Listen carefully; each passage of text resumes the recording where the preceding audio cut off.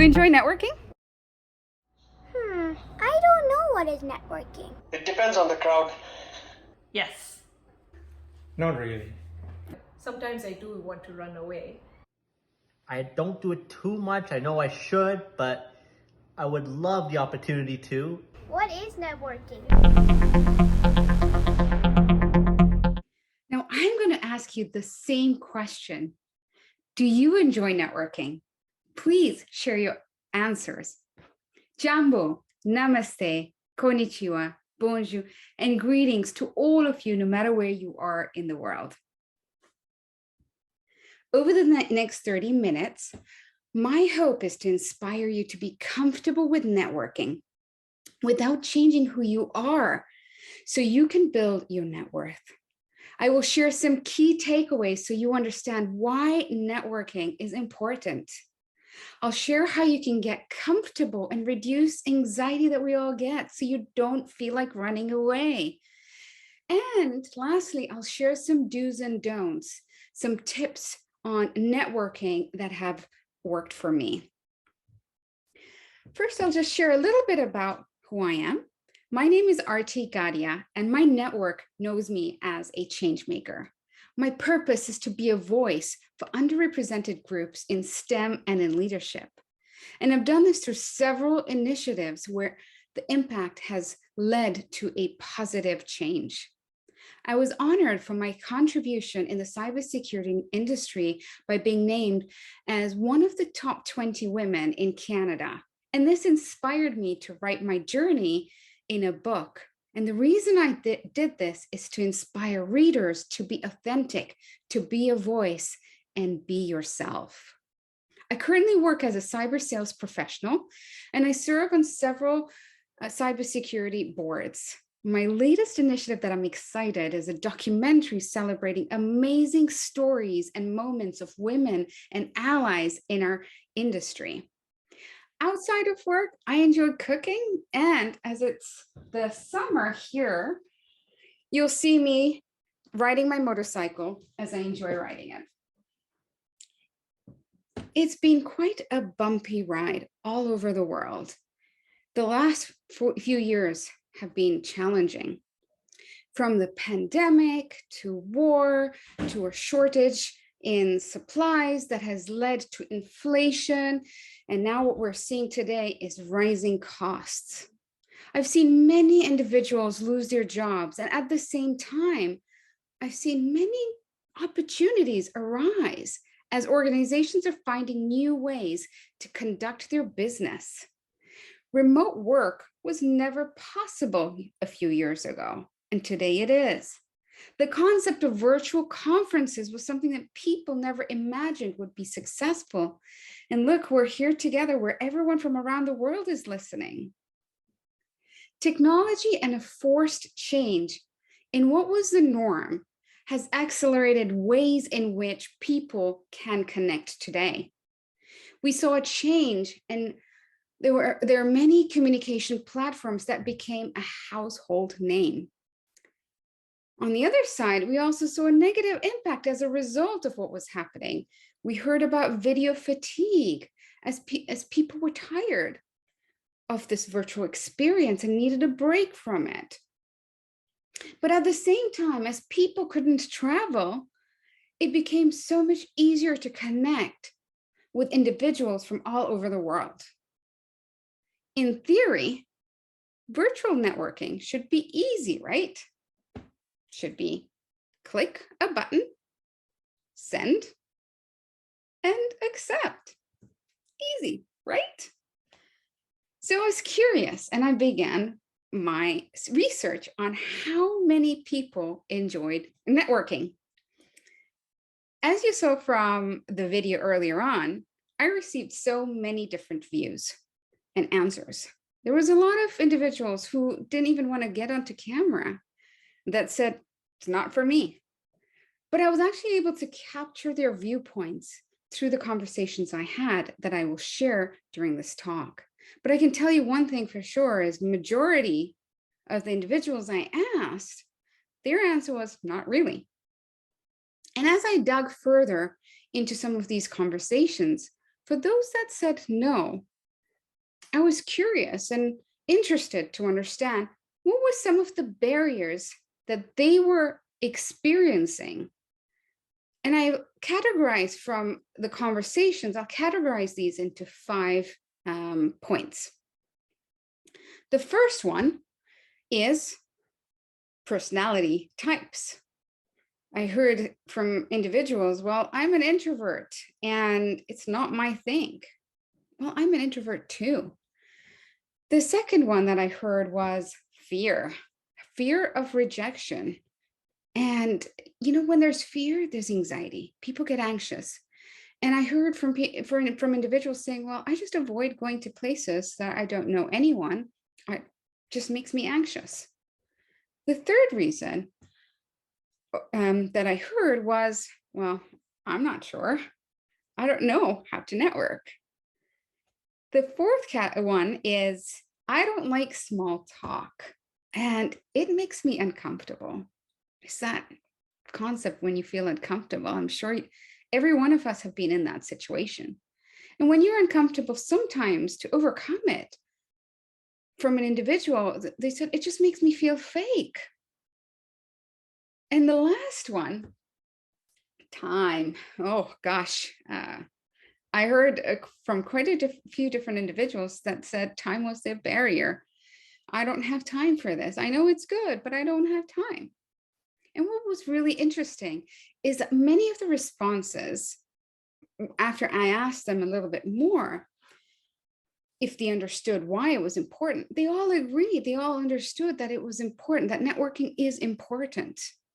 And what I heard was, from the reasons on why they felt it was important, from their opinions, I heard from things like, you can get a job, you can get references and referrals, you can get different opinions on various different topics.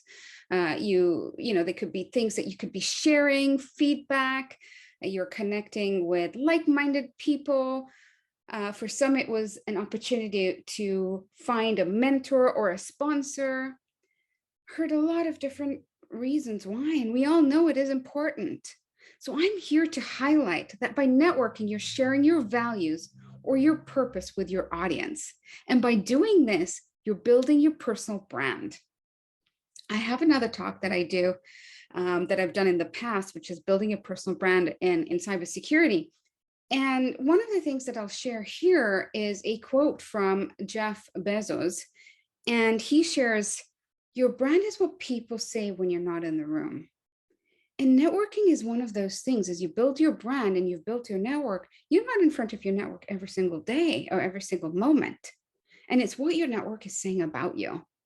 And by building this network, or by building your network, you are building your net worth. So what is net worth? Well, through a quick Google search, net worth is a value of a person or a company. People generally relate net worth or assets in the context of money. But there's that saying, people are your greatest assets. And when you relate your net worth based on investing the time to build on the assets, which is people, build on trusted relationships, you'll soon realize that whether there's an inflation, recession, whatever it is that's going on, your network is an asset with guaranteed positive returns. So how do you build your network? Well, 15 years ago, I was connecting with people and it wasn't easy. We didn't have the tools that we have today. Back then, for many, it was, you meet at a conference, you exchange business cards, and then you reach out via email and you go and meet at a coffee shop. So one thing I've seen is that virtual networking seems to be an easier way to connect. But if you think about it in reality or in theory, in reality is times have changed. And while there are tools like LinkedIn that help us connect, it isn't easy. And you're now competing against hundreds of others who are trying to connect with each other. Some platforms have like 300 letters when you're reaching out and trying to connect with that person. You need to capture somebody's attention with the least amount of words so that they can accept your connection. So you're competing against so many others. Then you've got such a limited amount on how you can get that person to say yes. And what we've seen is that human connection or personal meeting is now lost. How do you create an impact and build trust or trusted relationships in 300 letters? So whether you're going to attend an in-person or a virtual event, or whether you're going to leverage these third-party tools such as LinkedIn, or that you're walking out in the park, or whatever the case may be, I'm going to share a few tips and tricks that have worked for me. The first one is how to overcome the first barrier that I shared, which is I'm an introvert. So volunteering. Even in some situations, I will tell you, extroverts also find it hard to network. One way to overcome this is to find opportunities to volunteer at conferences. You'll be surprised that by volunteering, you're actually networking. Many people don't realize that, but it is a form of networking. Conferences are always looking for volunteers. I speak at various conferences and I've seen posts where the event planner or the committee, they're looking for volunteers to help. In fact, I belong to a few local security chapters. We organize events and it's a lot of work and we're always looking for more people to help us. And by volunteering, you have a common objective and a common goal. I actually remember I was new to Canada and I decided to volunteer for a charity event. I didn't know anybody, but by volunteering, we had a common task, which was to fill these items and these bags, sponsorship items in these bags that we're going to hand out to all the attendees during the event. And for me, it felt like I didn't feel anxious. While I didn't know anyone there, I knew I was going there for a specific task and I didn't realize, but as we were doing this task, I was having conversations which just felt natural.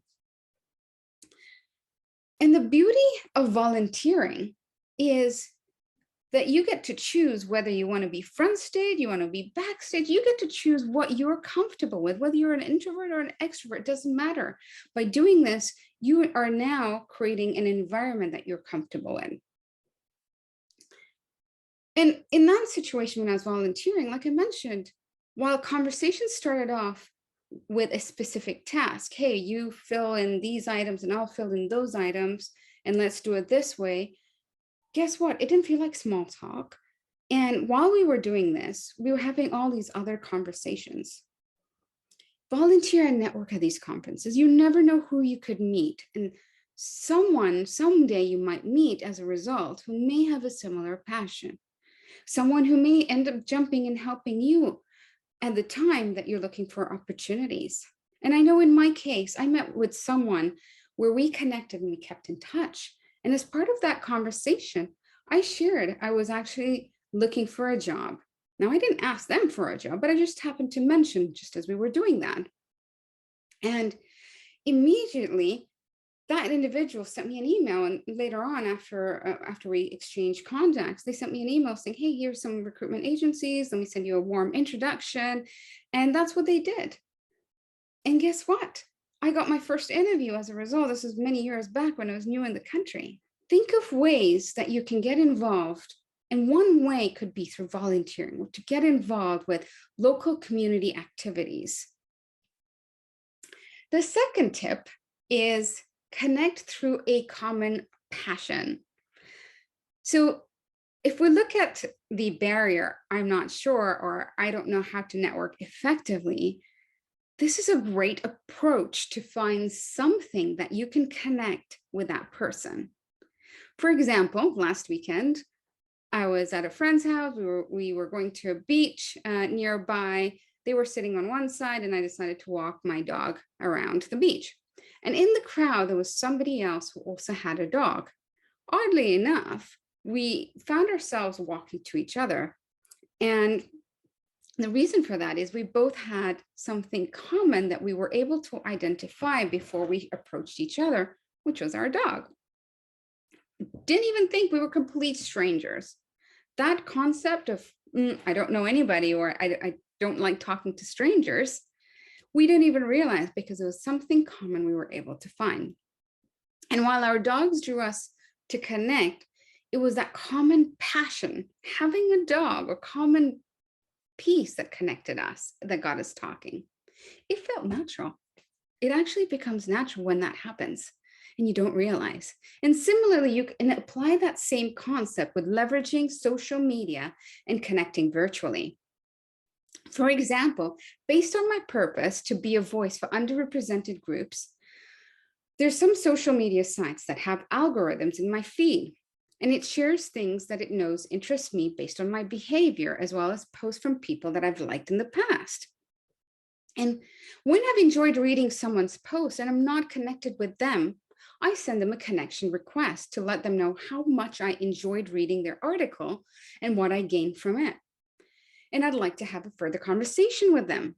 I receive so many connection requests every day, and I'm quick to accept connections when someone has referenced something that I'm passionate about. So try and find that common connection that you and the other individual can connect with, and that will break the ice. That takes me to the third tip number 3. Prepare or plan in advance. This one actually addresses fear of rejection. As you prepare in advance, you're able to build warm connections. Technology has changed how conferences are run. Some conferences have an app or a platform where you can see who's attending that event. For example, last weekend, I was speaking at a conference and they used Slack and Discord as the channels that you can use to ask questions. And through those 2 channels, because we had to register for that in advance, I was actually able to see some of the attendees. There was a Slack channel called Pets in that group. I joined it. I started having conversations. We were sharing pets. There was another group, which was the speakers channel, because I was a speaker. And as I was joining these different groups, even before the conference had started, I was already building those warm connections. In May this year, I went to my first in-person event and I saw who was attending, and I was able to connect with them via LinkedIn, letting them know, hey, I'm also going to be attending the same conference that they will be, and I'd like to meet with them during the conference. If I could spend 5 to 10 minutes or 15 minutes during the conference, let me know what time works. I sent them 20 connection requests, and 5 immediately responded with a time for me to meet with them. There were a few others that accepted my connection request and just said, yep, we'll see you, catch me around there. But 5 literally sent me saying, hey, let's meet at this time, or let's meet here at this time. And so I've already built these warm connections. I've already built that concept of I know somebody who's going to be there and I'm going to be meeting them at that time. Fear is something we all create within ourselves because of fear of rejection. And by preparing in advance, I know that you will be able to form some of these warm connections. And by forming these warm connections, you're now going with that mindset of, hey, I'm going to meet these people versus, hey, I don't know anyone. I want a detour. I want to go elsewhere. This then takes me to tip number 4 that addresses how to be authentic and be yourself so it does not feel fake. The way you can do this is just share how you feel. That's okay. Majority will be in the same boat as you. And I'm sure you'll all agree with me that when you're going to a conference with a friend, with somebody who you already know, you're more likely to be yourself, you're comfortable. Now, what happens if you don't have that friend, or you don't know anybody who's attending, or you aren't able to find out who the attendees are? Well, there's this recent conference that I'd gone to, And I just opened up with a group of people. I went there and I said, hey, I'm anxious. I haven't done in-person event for a while. And since the pandemic, this is my first one. I'm a bit anxious. And you know what? Their response back was like, I feel the same way. Oh my gosh, I'm glad you're bringing this conversation up. We need to normalize these conversations. We need to start opening up. Be yourself, just share how you're feeling. I can tell you that conversation was amazing. And we shared some funny stories of times when we felt fake. And it was at the end of our conversation when we actually introduced ourselves, who we were, but it was just somehow by sharing how you actually felt, just made everyone feel comfortable. Like people could relate to how you were feeling. We need to normalize such conversations. I mean, with the pandemic, we're now starting to talk more about mental health and normalizing these conversations. We need to do more of this. Your story is going to resonate with many others. Let's not try and hide how we're feeling. This then takes us to tip number 5, which addresses lack of time. And I'm here to tell you that you need to invest in yourself and make that time. Don't let time be a barrier. And I'm going to stress this a lot.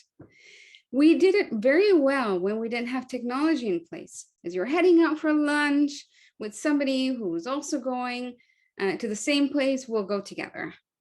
Try to focus on an approach of, if time is your barrier, on how could you build quality relationships over quantity? And by building quality relationships, spend the time, take that time. We all know the importance of building a network. So why not just book 30 minutes in your calendar, a recurring meeting with different people every Friday? Try it. And while it's great to say you have a large network based on your connections and the value, the true value is in the number of quality relationships you've built. Through this, over time, you will notice that you're building your brand without having to make the ask. Your existing network will refer you to opportunities.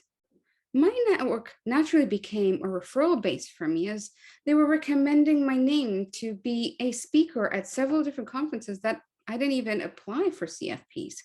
And the result of doing this is I'm now not spending as much time trying to fill on applications for CFPs. I'm getting opportunities as people are approaching me. My network is the one that's referring me to some of these conferences to speak.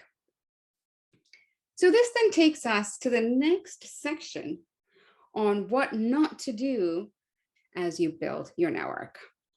So first one, you can see it's blank. Avoid sending blank connection requests. Remember, everyone is busy and you're competing against so many others who are trying to connect to that individual. If you're connecting to someone, let them know why and tie it back to their purpose that aligns with your value. Trust me, I experimented this recently and I noticed that when I explained why I was reaching out to them by connecting to their purpose that aligned with my value, there was actually a 95% acceptance rate. And when I sent a blank connection request, there was less than a 50% rate where they would accept. And what I learned from this experiment was when I reached out with no reason, I now just lost the opportunity to connect with them again and send that friendly reminder, hey, you need to accept my request, because it's showing up as pending on their end and they've just ignored me. So I can't connect with them again. However, what I did learn through that is I met one of the connections that I was experimenting with, and I met them at a conference and I asked them, why did you not accept my connection request? And so they looked at it and they said, oh yeah, well, I don't accept invitations from people I don't know, or people don't share why they're trying to reach out to me. And we've all heard that statement. So make sure you don't fall into that category. take the time to personalize the message.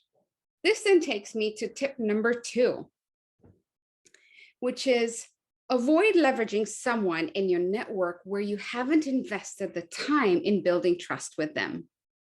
I have people reaching out to me saying, I'm looking for a job. Can you introduce me to your network? And that is the first connection with me. That's how they're reaching out to me. Hey, look, I don't mind helping you with a job and helping you, connect to my network. And how can I recommend you if you haven't yourself invested in building a relationship with me? And there's another thing, which is another piece of advice. Before you leverage your network, communicate and ask them first so that you can have a better outcome. I recently had a call from a friend who's a recruiter, and they asked me for my opinion.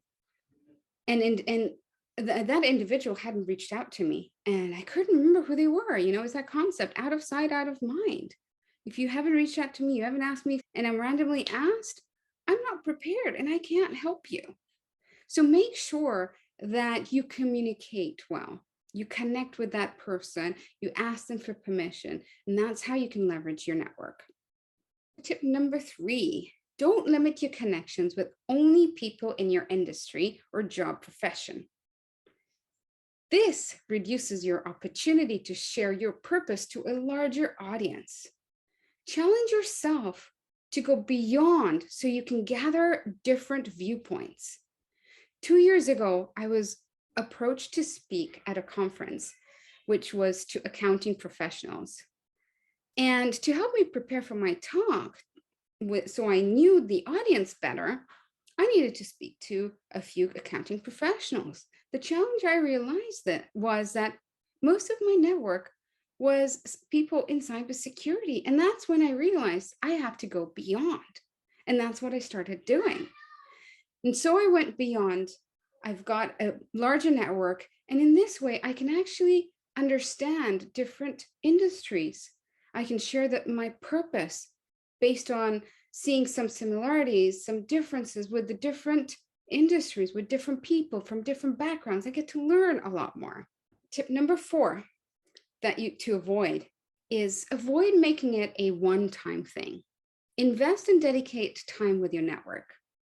I know this is really hard, but that's how you build relationships based on trust. That's how you build long-lasting relationships. And when you do that frequently, and it doesn't have to be every day thing. It can be once a month, it can be once a week, but you're making it an ongoing conversation. Because guess what? 3 years from now, you may change your job and you may need a reference. You don't want to connect with that person when they've forgotten about you over the last 3 years and what you've both been doing. So make this as an ongoing conversation. And remember, if you think about it, when I talked about earlier, quality versus quantity, this is why the number of quality connections matter. So take that time. As I mentioned, you want to be the person when an opportunity arises and they think about you. I have a contact where we meet every first Friday of the month. While I'm having lunch, she's walking her cat, and we found a way to make it work. In fact, we're working on a documentary together, and we both are board advisors on it. So think about how you can make it work for you and the other individual. And that's how you're going to build your network based on trust. This then takes me to the last thing to avoid, which is that one-way relationship. Don't focus on something that you're connecting with that person because it's only going to benefit you. Like any relationship, in order for it to last, both parties need to benefit from it. It's that concept, give and get. Relationships typically don't last. And the reason is because it could end up being just a one-way relationship and only one person is giving. You hear that frequently. And as you invest in time with building that connection, while it may start with getting something for yourself, you need to take the time to understand how both sides will mutually benefit from that connection. We all know networking is important, but there are several barriers, and I'm sure you can relate to some of them that I highlighted earlier on. And to conclude today's talk, networking is not something that you'll master overnight. It takes time. And the best way to get better at it is to be consistent, is to practice, practice, practice. It is not a one-time thing or a set it and forget it. It should be an everyday thing. And by doing this frequently, it will become natural and it won't feel uncomfortable.